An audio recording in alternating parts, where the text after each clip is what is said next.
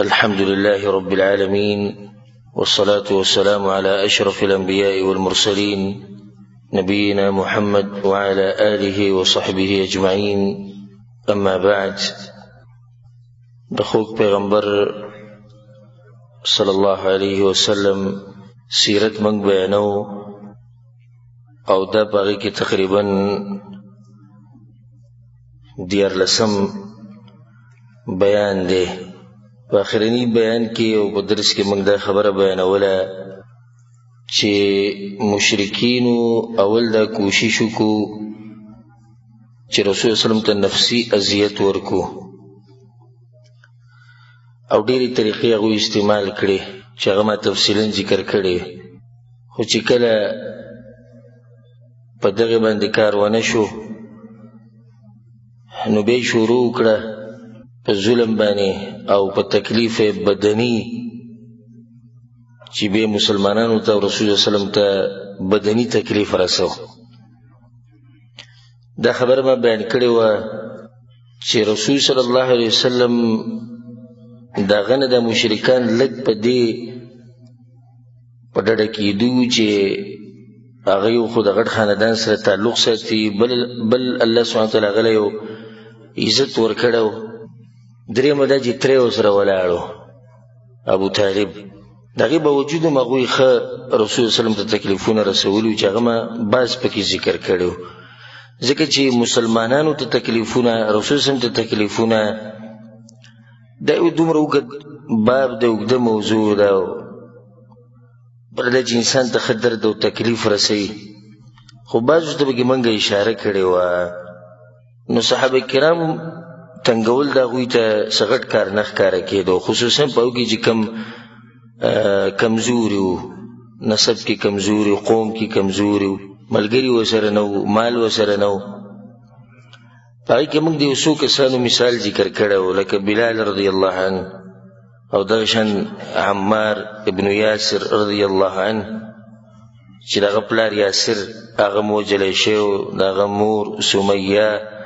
دا موجلی شوې وه، او دغه شان عبدالله ابن مسعود رضی الله عنه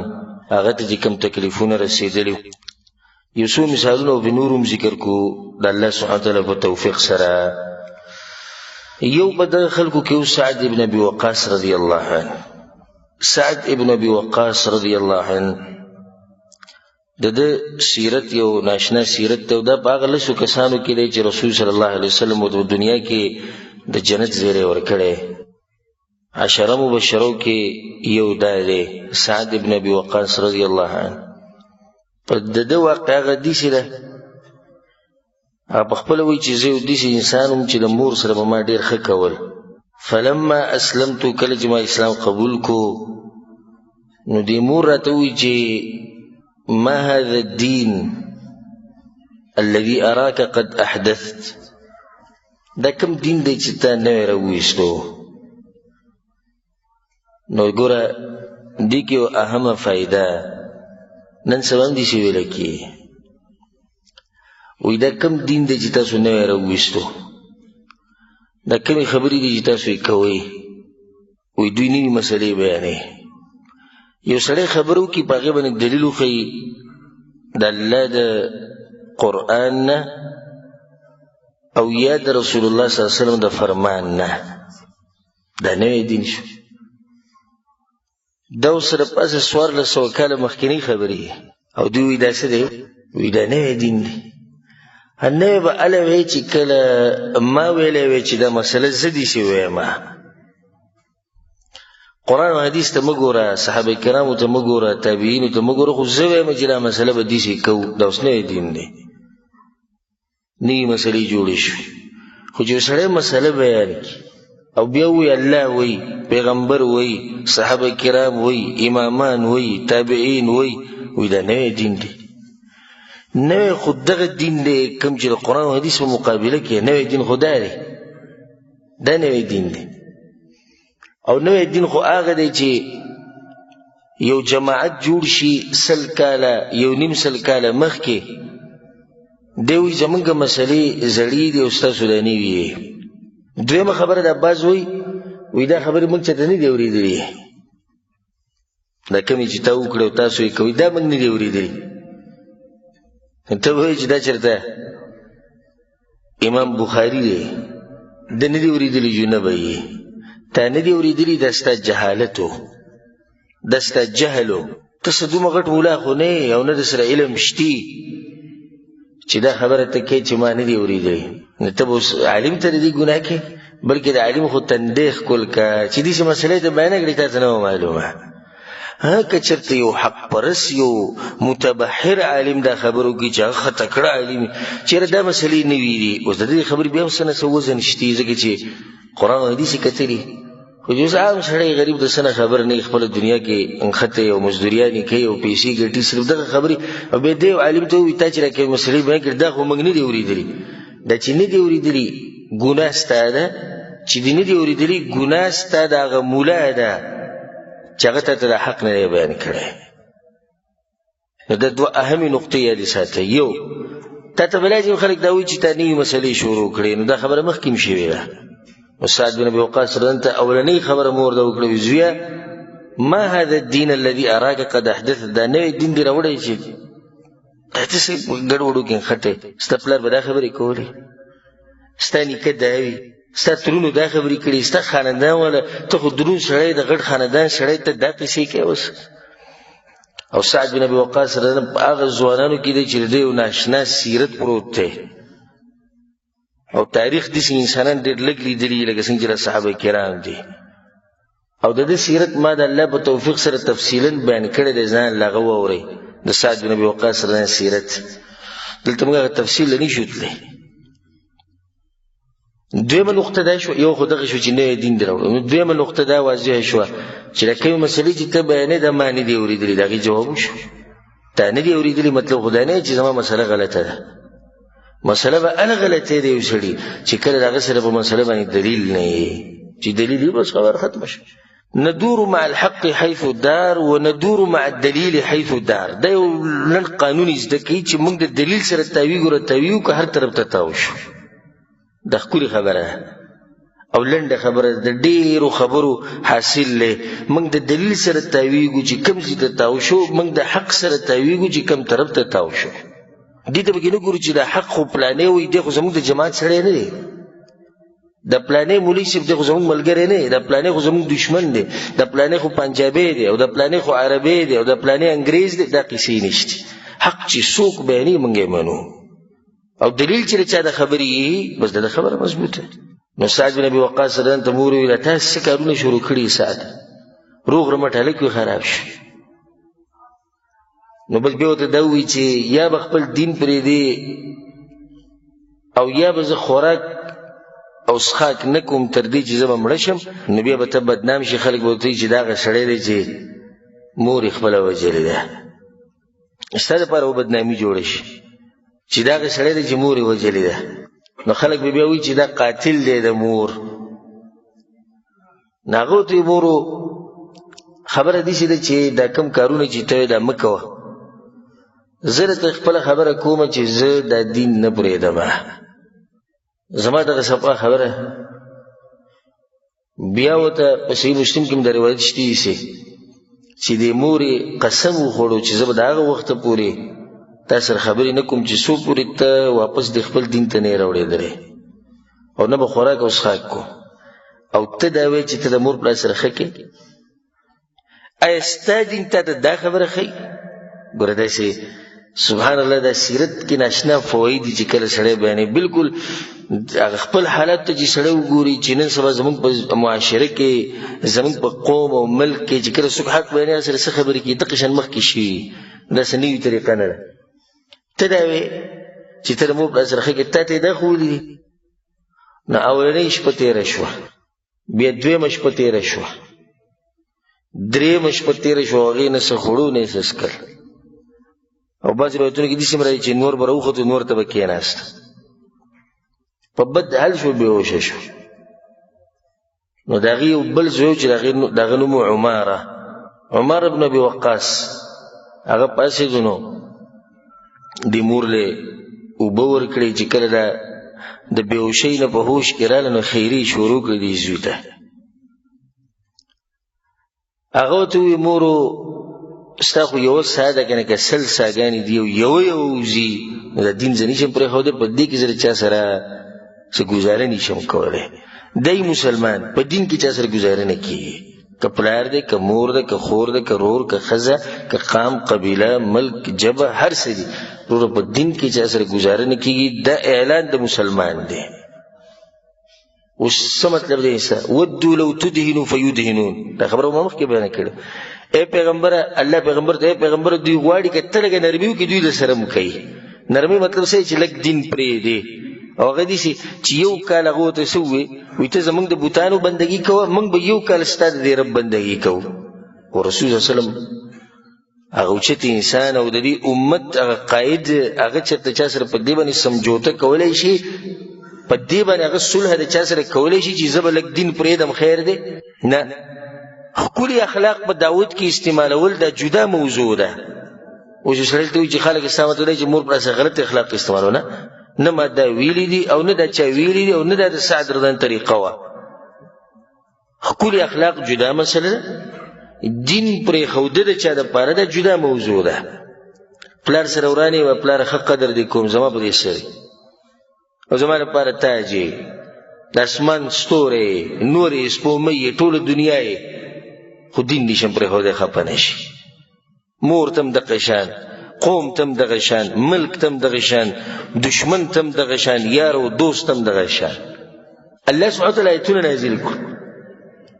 آیتونه څه نازل کړو ووصينا الإنسان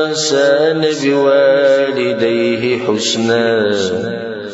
الله موږ انسان ته ویلي چې د مور پلار سره به ښه کې وإن جاهداك لتشرك بي او که چېرته دوی کوشش کوي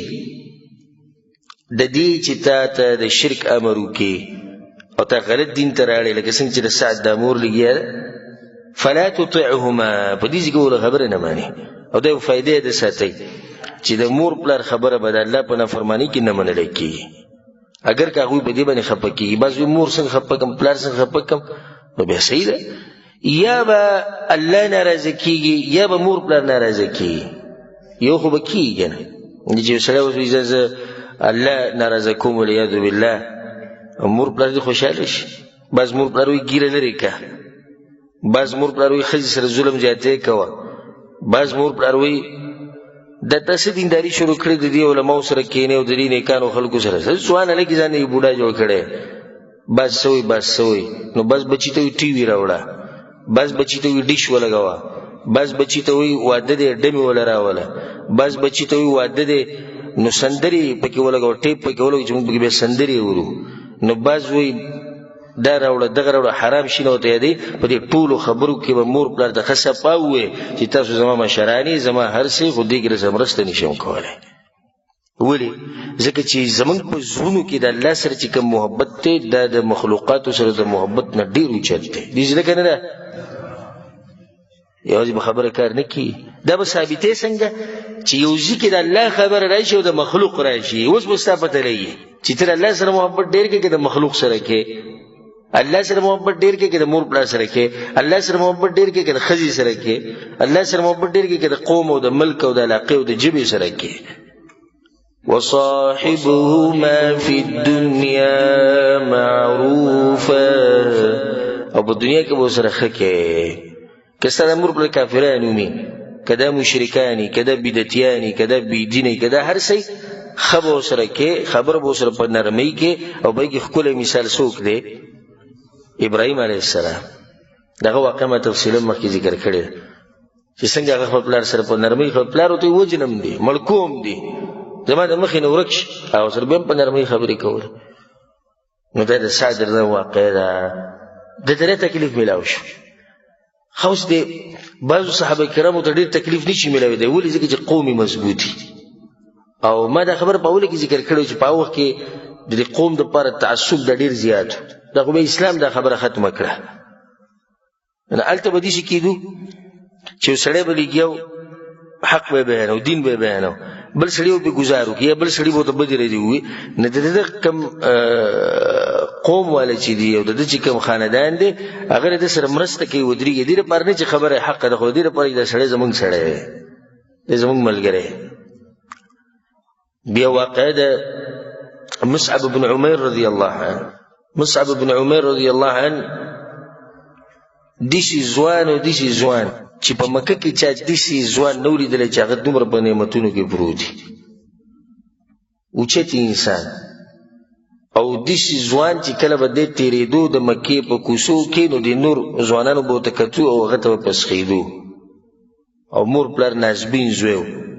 ډېر زیات محبت به یې ورسره کوو. مور به دله داسې جامې اغوستې چې هغه شان جامې په مکه کې د چا نه وي، او داسې خوشبو به استعمالوله چې په لار باندې به تېر شو، د خلکو ته به پته ولګي چې مصعب په دې باندې تېر شوی. دومره دی مالدار و. او د حضرموت نه د یمن نه به صرف دله پیزار راتلو په هغه وخت کې، د دونه اوچت نعمتونو کې پروت. او چې کله به دی اوده شو، په تاریخ کې راځي چې کله به دی اوده شو نو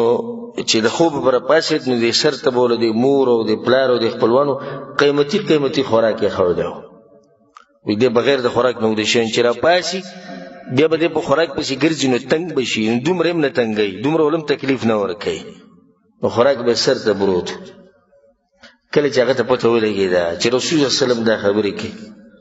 په دارالارقم کې، او دارالارقم انشاءالله خبره به هم نن راځي،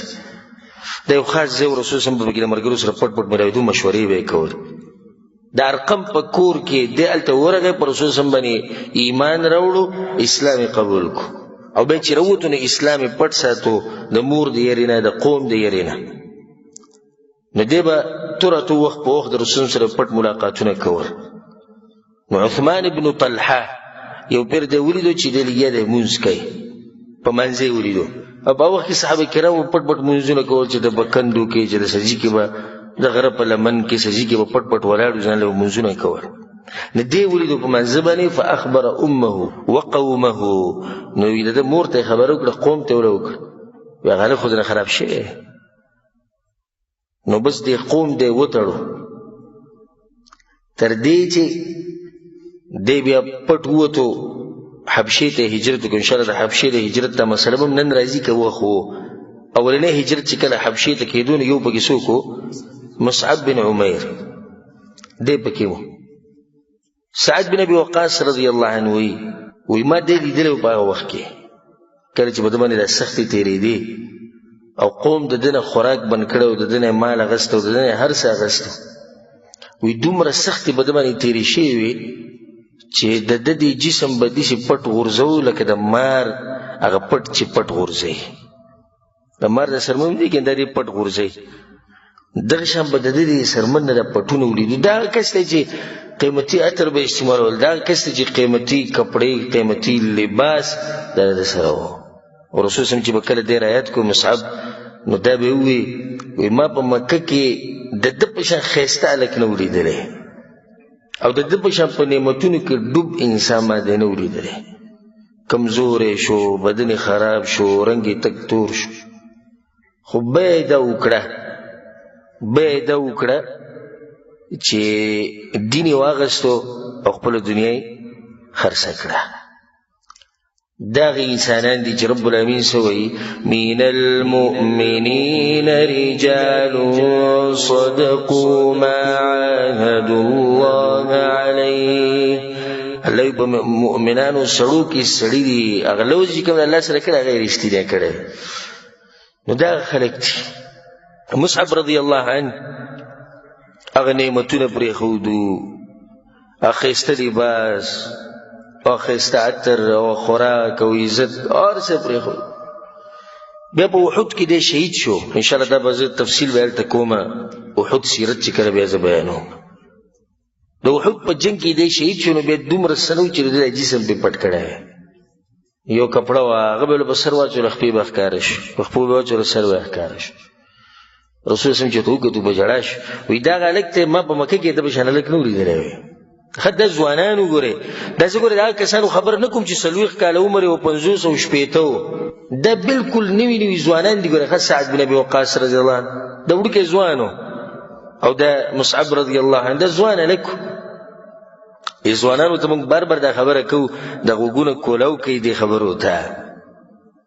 د دین دپاره قرباني دا د ځوانانو کار دی، د بوډاګانو کار نه دی.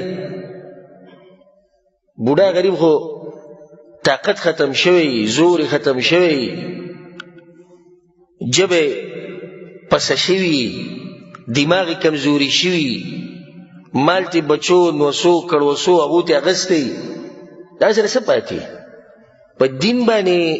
قرباني کول، قرباني ورکول او په دین خاورې کېده د ځوانانو کار دی. ګورئ د چا کار دی؟ دا د ځوانانو کار دی. الله سبحانه وتعالی د اصحاب کهف په باره کې ویلي څه ویلي چاته یاد دي؟ إنهم فتية آمنوا بربهم وزدناهم هدى. إنهم فتية الله إلى زوانان لكانوا إذا مشهران نو بوداغان نو. إنهم فتية زوانانو دا دین مخی تا رسول دا زوانانو کار دی. انشاءاللہ مخی تا که اللہ جوان راکو توفیق راکو دا اسامه بن زید اگا واقعی چی کر لخکر بو و رسول سم لخکر تیار کرو و رسول سم بیا وفات شو او پا وقتی دا غمر اتلس کالا دا لخکر امیر دی او پا دی لخکر که دن ابو بکر صدیق و عمر بن خطاب مو او دی پی امیرو اتلس کالو علک زمانگا غدیر شکالو شی عجز غریب دا ٹکی تی ختمی گی نا ستڑای شو پس کی ستړی شو په دې موبایل کې ستړی شو پس کې په خبرو اترو غب شپونو کې ستړی شو په کرکټ او په فوټبال کې ستړی شو فلمونو ته ستړی شو په ډرامو ستړی شو په پالتو چکرو باندې ستړی شو په مزدورو کې ستړی شو په مسافرو کې ستړی شو د ښځې په خدمت کې ستړی شو د بچو په خدمت کې بس دغه او رسول صلی الله علیه وسلم چې کوم کسان ذکر کوي عرش په سوري کې ولاړي وشاب افنى حياته وشبابه في طاعة الله هغه ځوانان چې خپل ځواني خاوري کې د الله دین لپاره دغه کس چې کله راغی رسول صلی الله علیه وسلم او حبشې ته تلو کړ چې راغی په بد حال شلیدلې جامې اغوستې وي یو ځای به پټو بل ځای به پټو دا کپړې به یې سره راښکودې رسول صلی الله علیه وسلم چې ولي په جړا شو ملګرو ته دا هغه مصعب دی د ده په شان هلک ما نه ولیدلی په مکه کې نن د دې د جامو دا حال دی د دې رنګ ته وګورئ تک تور شی د دې سرمنې ته وګورئ پټونه تې ولي د دې جسم ته وګورئ هډوکې پکې ښکاري دا ټول هغه خلک دي چې دنیا یې خرڅه کړې وه او دین یې اغستی و یو ځوانو خباب ابن الارت رضی الله عنه خباب رضی الله عنه دا مریو مری الله سبحانه وتعالی دا غد پاره په قسمت کې او په نصیب کې د اسلام لیکلو ډېرې زیاتې سختې ملو شوي دي په مکه کې دته او کومو کسانو ته چې ډېرې سختې ملو شوي دي په هغو کې یو بلال رضی الله عنه دی او یو دا خباب رضی الله عنه دی د دې لپاره چې دی خپل دین نه واپس شي د دې لپاره چې دی د حق پرېږدي دومره تکلیف به د ده ورکو دی خباب رضی الله عنه ته سیرت کې راځي چې دی به په سکروټو باندې سملو په سکروټو باندې به سملو نو د دې جسم نه چې کوم نوونه وتو کمی اوبه به ترې وتې د هغې د لاسه به دا سکروټې بیا مړې شوې او دی چې د چا سره و د هغه زنانه وه ام انمار بنت سباع الخزاعیه نو هغه او د هغې قوم دی به یې د دې ویښتونه نیولو او په لاره به یې راښکودو او د مرۍ به یې له تاو کړه دا سټ به یې له تاو کړو دومره به یې له تاو کړو بل طرف ته به یې راواړو سړي دغه یې مات شو او لتی او سکان او دا هر څه به یې له ورکول په غرمو کې به یې راوویستو په دې تورو کاڼو په دې غرونو کې به یې راښکودو او رسول صلی الله علیه وسلم د دې سره ډېر خاص محبت و خواله به یې ورتو نو یو ورځ رسول صلی الله علیه وسلم د ده خواله ورغی پټ ملاقات یې ورسره وکړو خبابه څنګه رسول صلی الله علیه وسلم به تسلي دې ملګرو له ورکول حالت داسې مؤمن خو هوښیاري او نه چې بس ورپاسه کار کوه سوچ به کې فکر نو رسول صلی الله علیه وسلم دې ځای کې داسې نه شي کولی چې ډایرکټ لاړ شي او جنګونه شروع کړي نو رسول صلی الله علیه وسلم به وخت په وخت نو بیا دې دغه دې ښځې ته پته ولګېده کومې سره چې دی ام انمار نو هغې داسې چل وکړو چې اوسپنه یې راواغسته او دا اوسپنه یې په اور باندې سره کړې وه او د ده په دې سر باندې یې کېښوده. بیا دی چې د رسول سره بل پیر لبلو شو نو رسول ته یې وویل یا رسول الله نور خیمه خو د سر د تکلیف راته ډېر دی. نو رسول صلی الله علیه وسلم په ټیم کې دعا وغوښته یا الله د خباب مرسته وکړي او د ده ناصر شي. نو په دې ښځې په دې سر باندې دړ راغی سبحان الله د کمې سره چې دی و نو چا ورته دا ووایي چې داغ پې کېده یعنې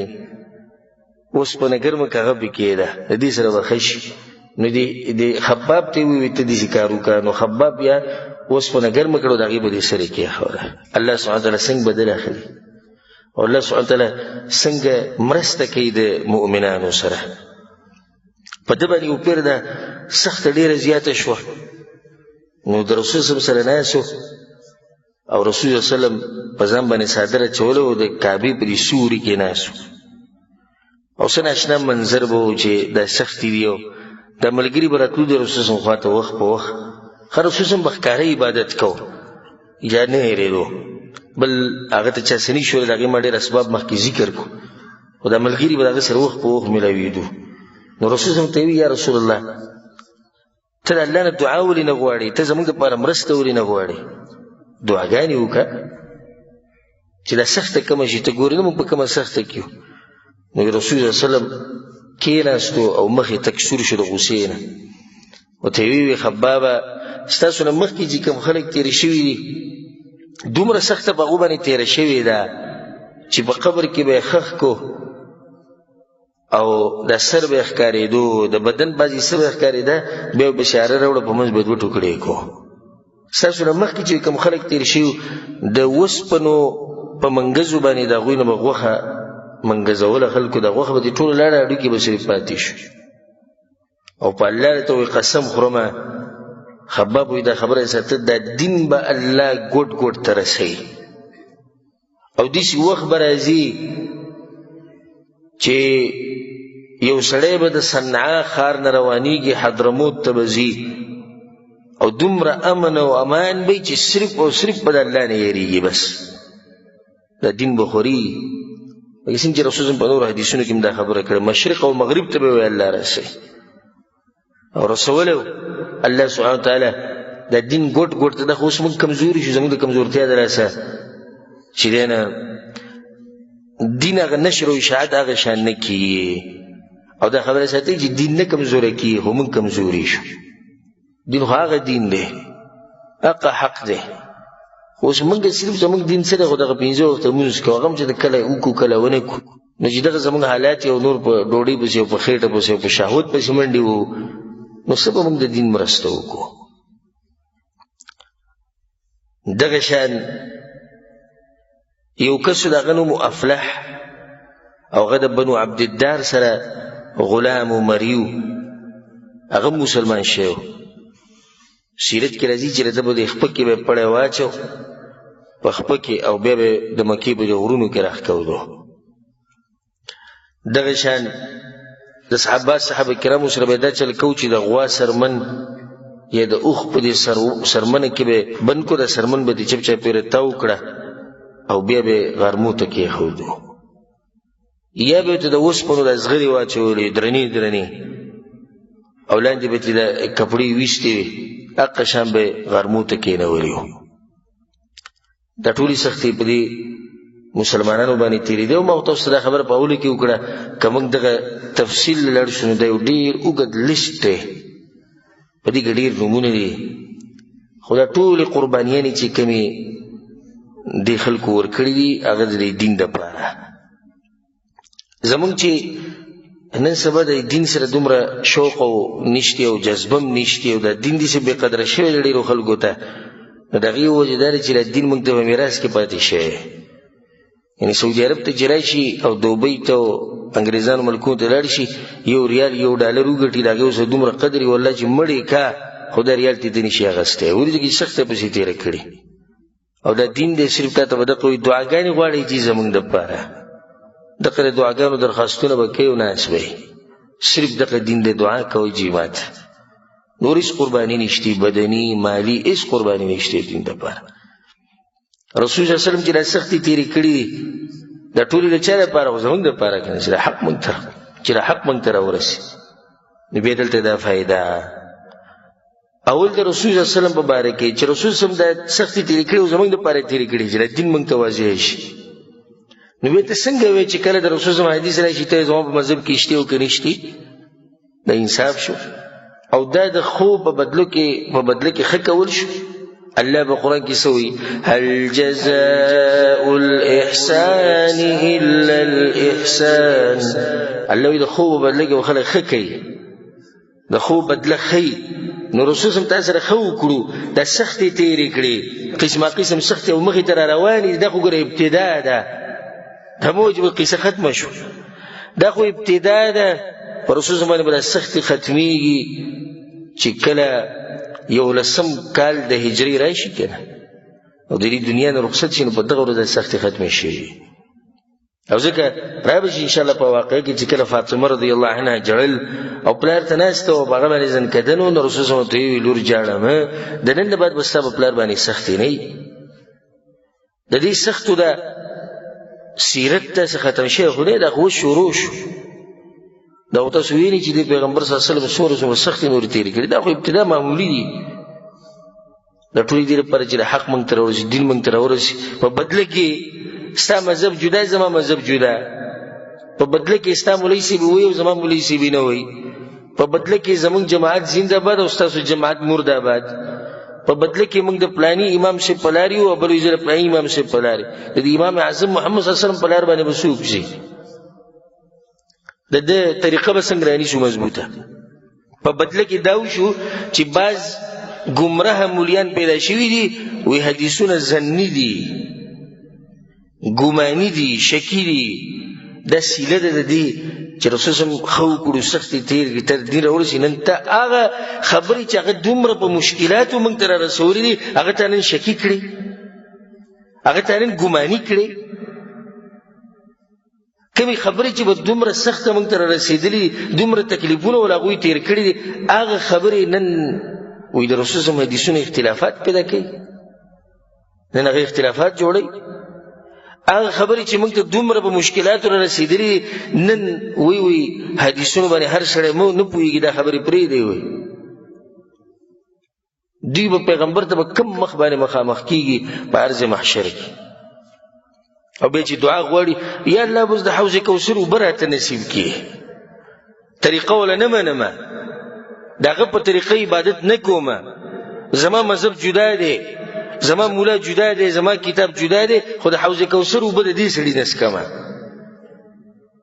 یا الله شفاعت نصیب کړي څنګه داغه شفاعت غواړي او چې داغه خبره ته څوک بیان کړي نو کله ته وابي وي کله ته غیر مقلد وي کله ته د انګريزانو سره دی کله د رسول الله د حکومت سره دی به داسې نشوي به صحابه کرام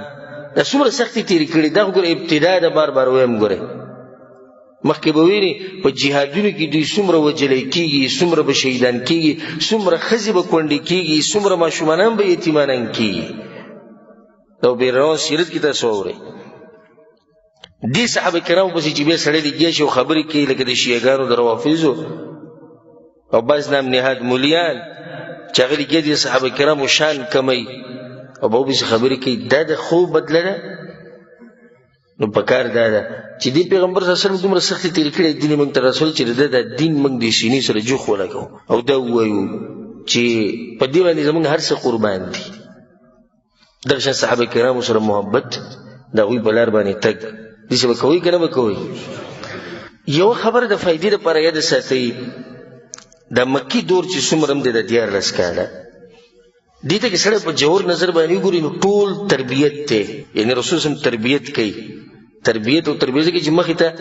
یو ملک به جوړیږي مسلمانانو یو زور په کوم ځای کې مدینه کې دغه پر رسول سلام ځوانان تیاری دغه پر الله سبحانه تعالی تربیت کې صحابه کرام او کله چې رسول سم وفات کېدو او واقعه تفصیلا راځي نو په دغه ورځ اخرنی ورځ د رسول سم په دنیا کې او د سحر منځ ټیم خلک رالو یا رسول الله رسول الله دغه ته وای ابوبکر ته چې مونږ کی ابوبکر صدیق رضی الله مخې ته شو مانځت د مانځ په دوران کې رسول الله صلی الله علیه وسلم د عائشہ نه د کور د کړکۍ پردو چته کړه او صحابه کرامو ته وګورئ مسکی شو انس بن مالک رضی الله وای چې نږدې و چې زمونږ د منځونه خراب شي دومره مو خوشاله شو چې رسول الله صحت دومره برابر شوی دی چې کړکۍ نه پردو چته کړه مونږ ته وکړو ابوبکر صدیق رضی الله عنه اوچت انسان هغه د ایمان او د احترام نه جزر ډکو هغه زر یو شاته راتور رسول الله ته کړکۍ نه اشاره وکړي ابوبکر خپل ځی پاتې زنه دروځم دا د رسول سلام اخیرنه نظر خپل مرګرو ته د مسکه پس شو مسکه په دې شو چې دې قوم او دې ځوانان او دې سړی مشاته پرې خو دي کې سوال زنه مخ دې بیا د عبادتونو د جهادونو د هر څه کوي ځکه چې زنه نه ما په خپل کوټه کې پروت خو جمعه دغه شان ډکت زه په خپل کور کې پروت ما خو هغه د دین غزمري راغلي سهار منځله په تور تیار کی په دې جمی کې په هر څه کې راغلي هم په دغه ورځ بیا رسول الله صلی الله علیه وسلم د ضحا په ټیم کې یعنی تقریبا دغه وخت نه وسلور 15 غنټې وروسته رسول الله صلی الله علیه وسلم د دنیا نه رخصت شو او لار د رب العالمین سره ملاقات وکړو او رسول الله صلی الله علیه وسلم څنګه تربیت دا وی کړو په دغه جماعت کې کم توخم منګه چولو نو هغه توخم را رسیدلې هغه د صحابه کرام دي نو الله سبحانه وتعالى به دوی تربیت کو په دې مکی دور کې رسول الله به دوی تربیت کو او الته جنگ نشي کولای د جهاد حکم الله سبحانه وتعالى نکو هر ځکه الله صبر وکي مخواړوي د دوی نبی الله سبحانه وتعالى په هغه وخت کې د سورۃ المزمل نازل کړي د سورۃ المزمل په اول کې الله سبحانه وتعالى وایي یا ایها المزمل قم الليل الا قليلا نصفه او انقص منه قليلا او زد عليه ورتل القرآن ترتيلا الله سبحانه وتعالى دې د طریقو خو تهجد کوي قران وایي په خوږ आवाज باندې یعنی یو رابطه ما سره جوړه کړي دا سخت به ملګری کم شي رسول الله کله مصیبت راځي کله سخت راځي بلال اقامت وکړي د منځو دا زلم لګ پارام شي نو دې چې الله سبحانه وتعالى په هر کار کې حکمت الله کې وخت د کفر او کافرانو په دغه ټیم ټول تبا کړي خو دې الله نه کوله چې د دین څنګه خوريږي په ست طریقه د دې لپاره به قربانيان ورکړي کېږي الله دا خو غواړي نو الله تعالی طریقو خو مونږ کوي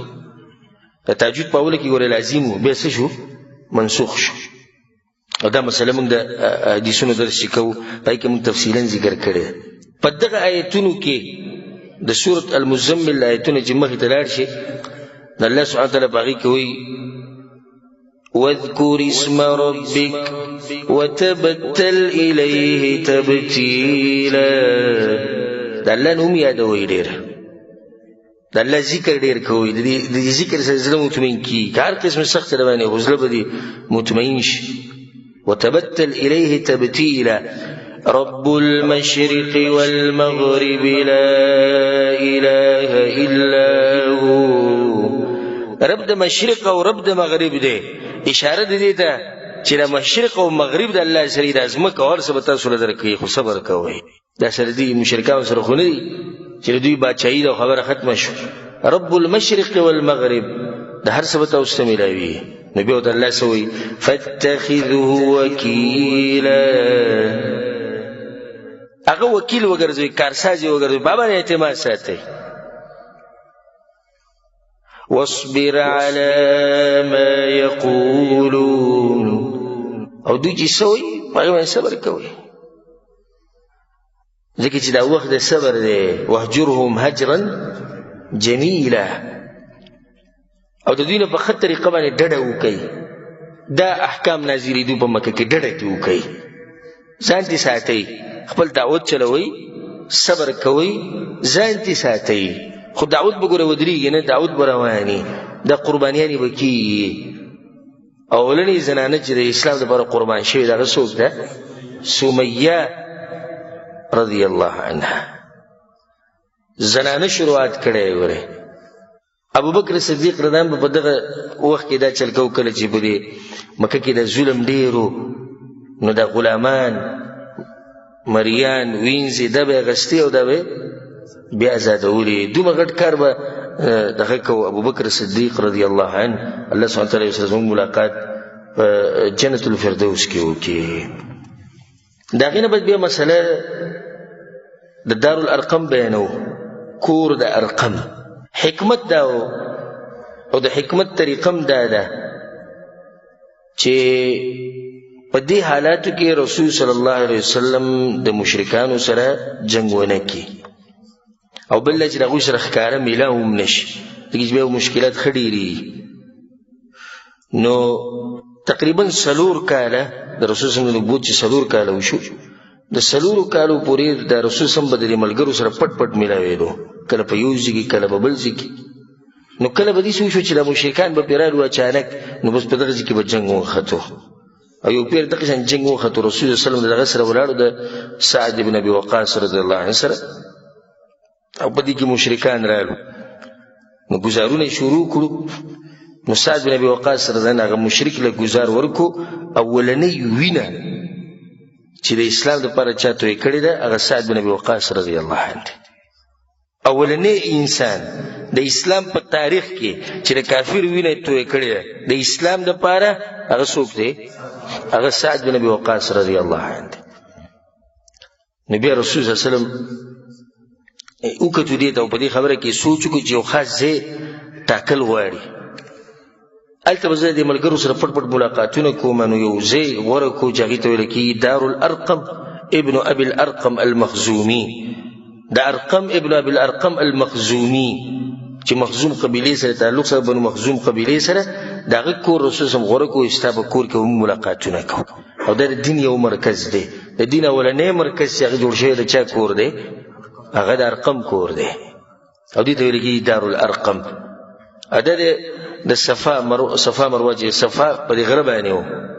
او د دې مشرکانو نه لږ پناه و نو هلته به دوی داسې خاص نه راتلو رسول صلی الله علیه وسلم دغه ځای وټاکو د نبوت میلاوېدو نه 15 کاله بعد په 15م کال رسول صلی دغه ځای وټاکو او دا وایي چې ملاقاتونه به دلته کوو هر څه به دلته کېږي او د رب العالمین طرف نه امر هم دا راغی چې تاسو د شپې رابطه د چا سره جوړوئ د الله سره زما سره رابطه جوړوئ نو کار به آسان شي رب العالمین د خلکو صفتون کړه په قران کې تتجافى جنوبهم عن المضاجع الله وی د دوی د بدنونو اړه خونه د په دې تلایلو باندې نه لیک دا غینه لري یعنی انسان حیران شي چې سحر لا د ظلمونه دي وهل تکول کنزلی بدر دي د شپې به خوب نه به ولر رب العالمین دې جوړیږي یو امت او دې جوړیږي یو قوم چې هغه په الله باندې مینه موږ مزدوریان د ورځې کې د شپې د پراته یو چې په غوږ په خوا کې راته سپیکر کې چې وایي ونه پوهیږو به مزدوریان دومره ستړي کړي دومره خراب کړي او دا به سحر له داسې سزاګانې وي لکه بلال رضی الله ته وګوره عمار ته وګوره او خباب ته وګوره دا په دې کانو کې به راښکودو سیزل به وهل ټکول به او به د شپې ولاړو رب العالمین کله چې د شپې د هر څه داسې په ارام شو مدم به شو مشرکان به مغلي شو مسلمانان به مغلي شو دوی به رابطه خپله د رب العالمین سره جوړ کړه هغه ته به یې جړل دعاګانې به یې غوښتې او الله سبحانه وتعالی هغوی سره مرسته وکړه او ناشنا مرسته ورسره کړې ده تذکره روانه ده انشاءالله نو زما تاسو ټول ته نصیحت دی که تاسو دا غواړئ چې ستاسو د مسلې کمې شي او د غمونه مصیبتونه نو د شپې د تهجد په ځان باندې لازم کوئ عليكم بقيام الليل رسول زموږ د شپې د لمونځ په ځان لازم کوي فانه دأب الصالحین قبلکم مخکې چې څومره نیکان خلک تېر شي دغه ټولو تهجد کړي په هر امت کې ګورئ ښه رسول زموږ د دې سره ګناهونه ختمي د دې سره درجې بلندي او یو پیر جبرئیل علیه السلام راغی په رسول زم پسې او رسول زم ته وی یا محمد صلی الله علیه وسلم عش ما شئت فانك میت څومره ژوند تیره وخو مړ کېږي به واحبب من شئت فانك مفارقه او د څه شي سره چې محبت کې کوه خو یاد ساته چې ګوره بیا به ترې بیلیږي واعمل ما شئت او چې څه کې کوه چې کوم عمل کې خدای ساته چې فإنک ملاقیهم دغه عمل سره د قیامت پر ورځ مخامخ کېږي بیا ورته جبرئیل علیه السلام وویل دا خبره یاد ساته چې د مسلمان عزت او شرف هغه د شپې په تهجدو کې دی دغه قوم له چې الله د عزت ورکړو او د شرف نه هغه د څه د لاسه تهجد به یې کول زمونږ چې د عزت دغه حل دی نو موږ هغه تهجد هم پرېښود تهجد یو آسان عبادت دی نو دارالارقم د یو ځای وټاکلی شو د څه دپاره د ملاقاتونو دپاره او د مشورو دپاره دې ځای کې مسلمانان راجمع کېدو د 4 کال په اوله کې یا په دې منځ کې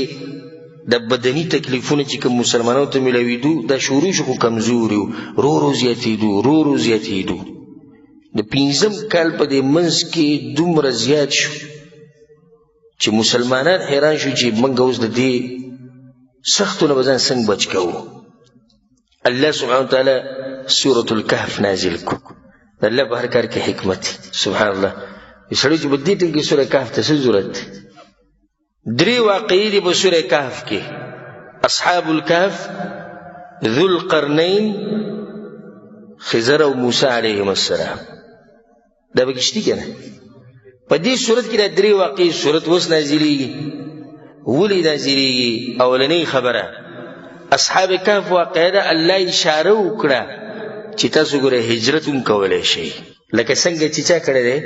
اصحاب کهف والا وَإِذِ اعْتَزَلْتُمُوهُمْ وَمَا يَعْبُدُونَ إِلَّا اللَّهَ فَأْوُوا إِلَى الْكَهْفِ يَنشُرْ لَكُمْ رَبُّكُمْ مِنْ رَحْمَتِهِ وَيُهَيِّئْ لَكُمْ مِنْ أَمْرِكُمْ مِرْفَقًا هغوی یو بل څه د نصیحت وکړو یو بل ته وي وزي چې یو غار ته به ننوځو هلته به الله سبحانه تعالی په موږ رحم وکړي زموږ دپاره به دا کار اسان کړي یو خبره دا شوه چې هجرت هم تاسو کولی شئ لکه څنګه چې اصحاب کهف کړی نو دویمه واقعه به کېده د خضر او د موسی علیهم السلام الله سبحانه تعالی مسلمانانو ته وایي اشاره کوي دې خبرې ته چې حالات داسې نه دي لکه څنګه چې تاسو وینئ دا حالات به بدلیږي لکه څنګه چې موسی علیه السلام په ظاهره کې نه خضر علیه السلام او دې ظلم کوي حالانکه هغه ظلم نه کوي حالات خدای سیدی اوس چې زورور څوک دي مشرکان دي د واضح ده زور د هغوی د حالات داسې دي چې مسلمانان به ختم شي ښکاري دي چې الله وینا نه دا حالات به بدلیږي واورئ واقعه وایي د موسی او د خضر علیهم السلام ظاهره کې موسی علیه السلام یو څه لیدو حقیقت د هغې بل شانو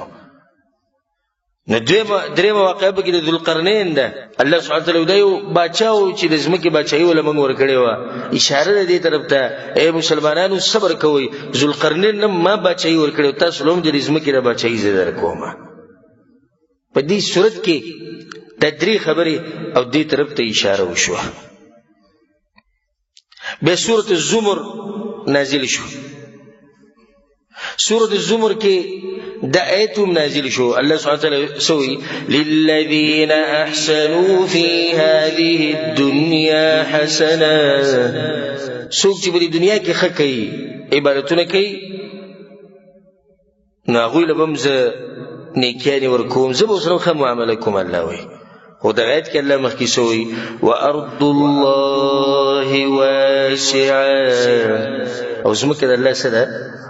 پراخه ده یعنی لاړ شي وځئ تنګ شوي وځئ وارض الله واسعه الله اکبر مقصد عبادت کول دی کنه یو ځمکه کې تاسو کې عبادت ته نه پرېږدي په دې ځمکه باندې څه کوي زمونږ کار د ځمکې سره خو نه زمونږ کار د الله د بندګۍ سره دی وارض الله واسعه نو کله چې دا سخته ډېره شوه د تکلیفونه ډېر زیات شو د مکې په ځمکه کې او د الله د کور په خوا کې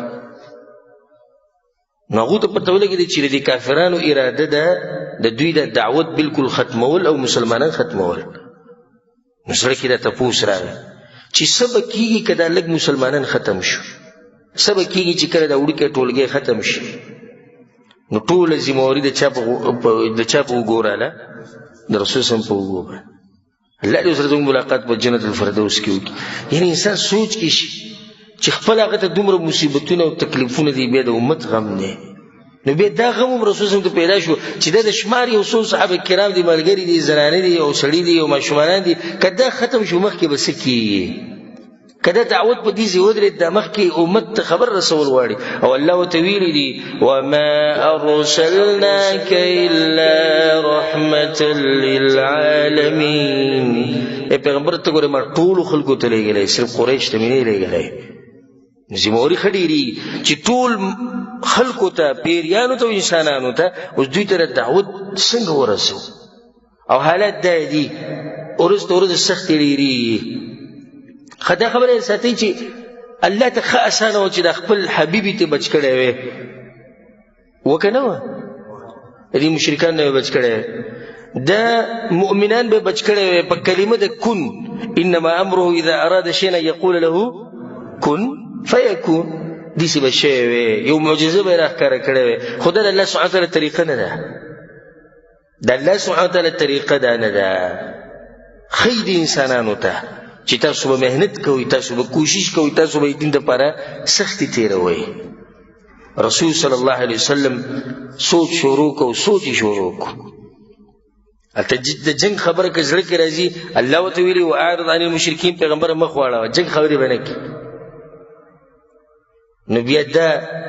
فیصله وشوه چې دا علاقه به پرېږدو، دا ملک به پرېږدو. او سبحان الله دا دومره سخته فیصله ده، دومره سخته فیصله. تاسو ورته سوچ وکړئ چې یو سړی خپل علاقه پرېږدي په کوم ځای کې پیدا شوی، او یو سړی خپل بچي پرېږدي، یو سړی خپل مال پرېږدي، یو سړی خپل قوم پرېږدي. دا ډېر ګران کار دی. یو سړی په خپل ملک کې اوسېږي، ښه رزق شته، هر څه شته،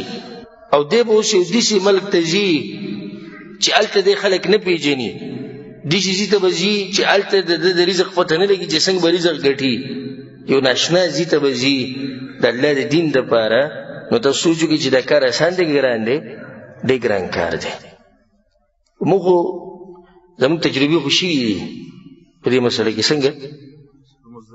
مزدوري دپاره یو ځای د بل ځای ته ځو، نو څومره ګران کار. حالانکې دا سړی بیا ځي واپس، ملک ورسې آباد دي، خو چې سړی لاړ شي بیا پته نه لګي چې واپس به راځي که نه به راځي، څه به کېږي څه به نه کېږي. دا بچي به بیا وینم که وی به ننم. دا قوم، دا ملک، دا مال، دا جیدات، دا هر څه پرېښوده ډېر ګران کار دی. نو ځکه الله سبحانه وتعالی په هغه ټیم کې دا آیت نازل کو والذین هاجروا فی سبیل الله. او هغه خلک چې هجرت کړي د الله په لاره کې، ثم قتلوا او ماتوا، او بیا څه شو؟ ووجلی شو یا مړه شو. هجرت کار سره تللی شي، یا به خپل مرګ مړ شي او یا به دې څوک مړ کړي. ليرزقنهم الله رزقا حسنا. الله به ښایسته رزق دې خلکو له ورکوي. ليدخلنهم مدخلا يرضونه. دې سبل الله ورکوي چې دوی به پرې راضي شي. دا آیتونه الله دې دپاره نازل کړي چې دوی د زړه څه شي؟ مطمئن شي. فرض الله واسع ده، الله ځمکه پراخه ده، ځای وځای بارت. د رزق مسله ده، څه به کوو؟ موږ ته به میلاویږي څه؟ په لاره به څه خورو؟ په پردي ملک کې به څه خورو؟ رب العالمین آیتونه نازل کړو وفي السماء رزقكم وما توعدون. د اسمان نه وي د رزق فیصلې کېږي، تاسو دا غم مه کوئ. وفي السماء رزقكم. رزق کم ځای کې دی؟ اسمانونو کې دی. ډېر غم یې مه کوئ. زه اکثر د ملګرو ته وایم غم مه کوه، که تا نه رزق خطا شي خو ته ترې نه خطا کېږي. تا پسې به لازم راځي. تا نه به خطا شي خو ته ترې نه خطا کېږي. نو ډېرې رسم مه کوه چې دین هر څه دې پسې پرېښودي. صحیح ده، سړی اسباب لټوي، خو دومره حدودو کې چې دین ترې پاتې نه شي. سړي نه هر څه پاتې شي، رزق او رزق او رزق او رزق. وفي السماء رزقكم. رزق دا خو په اسمانونو کې دی لیکلی شوی دی، تقسیم شوی دی، ما قوه موږ ته میلاوي. نو بس مشورې وشوې. رسول الله صلی الله علیه وسلم ملګرو ته ووایي ځئ بس حبشې ته هجرت وکړئ. کوم ملک وته خو حبشه. او دې کې اوسو مسلې د هغې ته اشاره کوم. یو مسله دا ده چې حبشه رسول صلی الله علیه وسلم ولې غوره کړه، هغه جواب وروسته به کوم. خو یو مسله ده اهمه ده، مسلمانانو چې اولنی هجرت کو حبشې ته، دای د دعوت د بچ کولو دپاره کو که د مسلمانانو د بچ کولو دپاره یې کو؟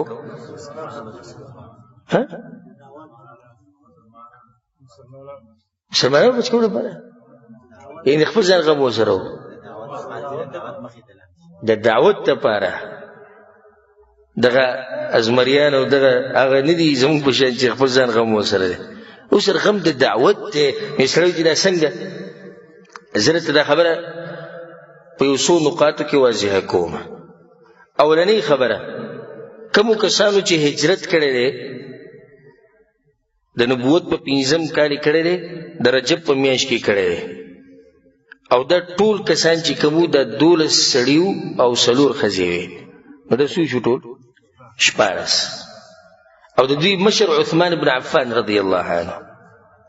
عثمان بن عفان په رسول الله مشر کړی وی، عثمان ته د 15 کسانو ته مشر. او د هغه سره د هغه بیبي رقیه بنت رسول الله صلی الله علیه وسلم هغه سره وه. او دا دواړه موتي رسول الله صلی الله علیه وسلم وی چې کله دوی لاړو، وانهما اول بیت هاجر فی سبیل الله بعد ابراهیم ولوط علیهم السلام. دا اولنی کورنۍ ده چې د ابراهیم او د لوط علیه السلام نه وروسته دوی هجرت وکړ د الله په لاره کې. اولنی کورنۍ هغه څوک دي؟ عثمان رضی الله عنه او د هغه بیبي رقیه د رسول الله صلی الله علیه وسلم لور. اوس دې کې دې خبرې ته سوچ وکړئ چې قبل پرز د هجرت د دې دپاره و چې دا خلک بچ کوي، نو بیا به رسول صلی الله علیه وسلم ډېر خلک لېږلی وی. دې ته سوچ ته وکړه، یعنې ټول چې کوم ځي 15 کسان دي، نو دا 15 کسان ولې رسول صلی الله علیه وسلم لېږي؟ دا ټول ملګري به یې لېږلی وی که چې بچ شوی وی. دلیل دی په دې باندې چې رسول الله صلی الله علیه وسلم غواړي چې دعوت بچ شي،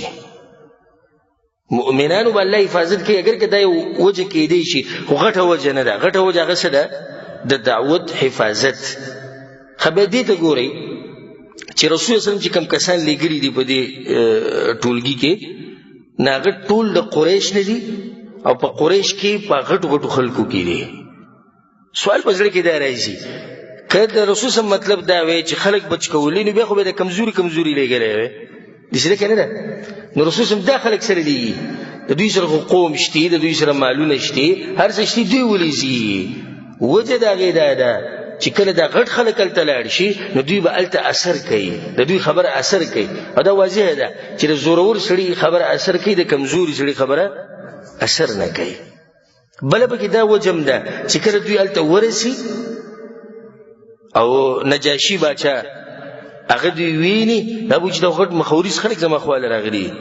نو دا یو سیاسي مسله شوه. څنګه؟ یعنی دا خلک راغلي د مکې نه، د قریش د سیاستو سره یې نه لګي،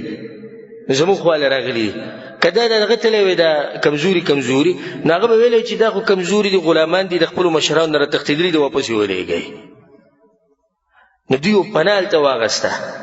په دې خبره ورسېدی که نه چې اصل بنیادي مقصد څه شو؟ دعوت بچ کول دي. دوی به هلته لاړ شي، دوی به دعوت کې یو بل مرکز به کولاو شي. د رسول صلی الله علیه وسلم دې سوچ ته ګورئ، څومره حکیم انسان دی. یعنی که دلته مکه کې به موږ باندې سخته ډېره شي او حالات بالکل به موږ راتنګ شي، یو بل ځای کې به زموږ مرکزي هلته خو به دعوت رواني که نه، بیا به ورو په بل ځای کې جوړ شي، په بل ځای کې به جوړ شي. په دې طریقې سره به دا خبره مخې ته ځي. نه اولنی سبب د هجرت هغه څه شو؟ د دعوت حفاظت. دویم سبب د مشرکانو سره د جنگ نه ځان بچ کول. دا مې یو سبب دی، مخکې موږ سره دا خبره تېره شو. ځکه دا لږ کسان په جنګ ونښلي نو خبره به ختمه شي. دریم سبب د دعوت دپاره نورې لارې کولا وهل. دعوت په مکه کې هم روان دی، نو دعوت به کوم ځای کې روان شي؟ په حبشه کې به هم روان شي. او دا د رسول الله صلی الله علیه وسلم هغه اوچت سوچ دی. بل سوال په زړه کې دا راځي چې رسول الله صلی الله علیه وسلم بل ملک ولې نه غوره کو چې حبشه غوره کوله؟ حالانکه حبشه هغه ملک دی چې هغه جبه د هغوی بدله ده، عادت هغوی بدل دي، د مکې نه سم لرې دي. ولې دا ځای رسول صلی الله علیه وسلم غوره کوي؟ الجواب، اولنۍ وجه دا ده چې د حبشې دا ملک دا د مکې نه ډېر زیات لرې دی، نو مشرکان ورته رسېدی نه شي په اسانه. یعنې که نږدې ملک وی نو دوی به زر ورشي، هلته به هم بیا تنګوي، او دا لرې ځای دی نو هلته ډېر نشي تنګولی. دویمه وجه دا ده چې دا حبشې دا ملک د عربو پیژندو او د دوی سره به تجارت کو، نو معروف ملکو، ځکه رسول صلی الله علیه وسلم دغه معروف ملکو خو. او دا خبره لکه امام طبري، ابن عبدالبر، ابن حبان او نورو علماء کرامو کړې ده چې قریشو به حبشې ته هم تجارت لپاره تلو، هغوی به هم راتلو، نو دوی یو بل سره تجارتي تعلقات وو، نو دا ملک مشهور و ځکه یې دغه غوره کړو. درېیمه وجه هغه دا ده چې د حبشې د باچا چې کوم دی څوک دی؟ نجاشي. د نجاشي خپل نوم څه دی؟ اصحمه. حبشې باندې چې څوک هم باچایي کوي هغه ته نجاشي ویلی کېږي. نو دا نجاشي د خپل څه نوم نه دی، دا خو لقب دی. لکه په مصر باندې چې به پوخا چا حکومت کوو هغه ته به څه وي؟ فرعون. نو دته د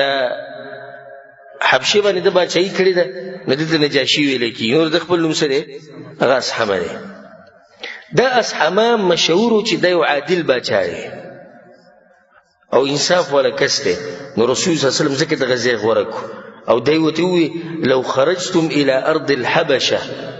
که تاسو ځئ نو بیا حبشې ځمکې ته لاړ شئ، فان بها ملک لا یظلم عنده احد، هلته یو باچا دی د هغه په مخ کې د چا سره ظلم نه کېږي. د دې هم دوه فایدې. اولنۍ د رسول صلی الله علیه وسلم لرې سوچ، یعنې د باچایانو پته ورته شتي، کوم ځای کې څنګه باچا دی، کوم ځای کې څنګه باچا دی. دین دې ته نه وایي چې ته یو ګوټ ونیسه او الله الله کوه او د دنیا نه ځان مه خبروه. د هر څه نه ځان خبر ساته، په کوم ځای کې څه روان دي، څه نه دي روان، د دې هر څه نه ځان خبر ساته. بل ته عالم له خو پکار چې د هر څه نه خبرې د هغې په رڼا کې او بیا دې فتوې ورکوي. نه دی بعضو علماو د دین بس دغه جومات سره تړلی او د مدرسې سره او د جامعې سره. که ته ورته څه خبره وکړې بس موږ د دغې نه ځان لرې کړی، موږ دې قصې ګوتې نه وو او موږ داسې او موږ دغه موږ وایو. نه ګوره رسول صلی الله علیه وسلم ته وګوره، دا ورته معلوم دي چې کوم ملک کې څنګه باچا دی او په کوم کې څنګه باچا دی. دویمه خبره د دې نه دا راووته چې نجاشي په هغه وخت کې مشهور شوی او په عدل او په انصاف باندې، نو ځکه دا خبره په مکه کې هم چلېده. رسول صلی الله علیه وسلم هغوی له اجازت ورکړو. نو دا اولنی هجرت شو چرته؟ حبشې ته. څو کسان دي؟ 14. تفصیل څه دی؟ 12 سړي دي، 4 ښځې دي. مشر په عثمان بن عفان رضی الله عنه دی او د هغه بیبي هم د هغه سره وه. دوی چې کله ووتو د شپې پټ پټ، رسول صلی الله علیه وسلم پټ وځئ چې قریش ته پته ونه لګي. نو دوی د دریاب طرف ته روان شو، ځکه چې دا ملک ډېر لرې دی، په دریاب کې به سفر راځي. ګوره د الله سبحانه وتعالی دپاره قرباني ورکول، دې ته وایي د الله دین دپاره محنت او کوشش، دې ته وایي قرباني، دې ته وایي ځان خاورې کول. موږ 2 قدمه ځي کې درس له نشو راتلی، موږ 2 قدمه ځي کې جومات ته منزل نشو راتلی، او په دریاب کې بلا سفر کې او د مکې نه به ځي حبشې ته. او په هغه وخت کې چې دا آلات او دا شینه مینه نشته، دا کوم نعمتونه چې اوس راوتي دي، په لاره به څه کېږي څه به نه کېږي. دوی به څومره سفري، دوی به د اوبو په دې منځ کې چېرته دا رزق ورته ختم نه شي، دا توخه ختمه نه شي. کوم چې بیمار شي د هغه سره به ګوره دوی څه کوي. که په لاره کې ورته دشمنان ډاکوان راووتو، هغوی له به څه جواب ورکوي، د هغوی سره به څنګه مقابله کوي. دا ټولې خبرې پکې وې، خو هغوی بیا هم ووتو. لاړو یو بندرګاه وه چې هغې ته به شعیبه ویلی کېږي. شعیبه بندرګاه یعنې دغه ځینې به دا کښتۍ مشتۍ تلې. نو هلته الله سبحانه وتعالی دوی لپاره خبره اسانه کړه. 2 کښتۍ دوی ته میلاو شوې، سفینتین تجارتین، چې هغه د تجارت لپاره روانې وې حبشې ته. د دوی پکې ځای جوړ شو، دوی کېناستو، سواره شو، په 2 کښتو کې روان شو. قریش ته پته ولګېده چې سړي ووتي. کسان لاړو حبشې ته، په ډاري کې ځینې خپلې سورلۍ او سامانونه ورسره وویستو او د دوی پسې روان شو. خو کله چې هغوی د دریاب غاړې ته راورسېدو، نو هلته د خلکو خبر ورکړو چې داسې کسان راغلي وو، خو هغوی تلي، خو وختي یې په کښتۍ کې سواره شوي، 2 کښتو کې وتلي. نو دوی ته پته ولګېده چې اوس پې زموږ وس نه راشي. حبشې ته مسلمانان ورسېدو، هلته یو نوی تاریخ به جوړېږي. انشاءالله هغه به پر روان درس کې به تاسو ته بیانوم. ډېر ښکلی ژوند دوی هلته تېر کړو. قریش مشرکانو بیا نوی یو چلی جوړ کړو، یو مکر، یو دوکه. هلته لاړو د نجاشي سره ملاقاتونه وکړو او هغې یعنی بری خبرو کې راوستو چې دوی سره وران شي هغه تفصیل به ان شاء الله مخې ته راځي پر روان درس کې. بل دا چې رسول صلی الله علیه وسلم په مکه کې د قران تلاوت کو کله چې دوی لاړو رسول صلی الله علیه وسلم ښکاره په مکه کې د قران تلاوت کو مشرکین ټول سجده ولګول قران ته او دا واقع ان شاء الله تفصیلا پر روان درس کې بیانو چې دوی د سجده ولې ولګوله او د دې سجدې لګولو څه اثرات شو په مشرکانو باندې او څه اثرات شو په مؤمنانو باندې خصوصا په هغه مؤمنانو باندې کوم چې به کوم ځکیو په حبشه کې او ته خبر بل شان ورسېدو دغه به بل نتیجه راوته ان شاء الله دا مسلې پر روان درس کې تفصیلا ذکر کوو. الله سبحانه تعالی دې موږ له توفیق راکړي چې د رسول صلی الله علیه وسلم په دې سیرت باندې عمل وکړو. الله سبحانه تعالی دې موږ له توفیق راکړي چې د رسول صلی الله علیه وسلم په نقش قدم روان شو او الله سبحانه تعالی دې موږ ټول څنګه چې بدی مبارک جمعات کې وځي کړیو د شان الله سبحانه تعالی موږ په جنت الفردوس کې د خپل خوږ پیغمبر محمد صلی الله علیه وسلم سره یوځي کې. هذا والله اعلم وصلى الله على نبينا محمد وعلى آله وصحبه اجمعين.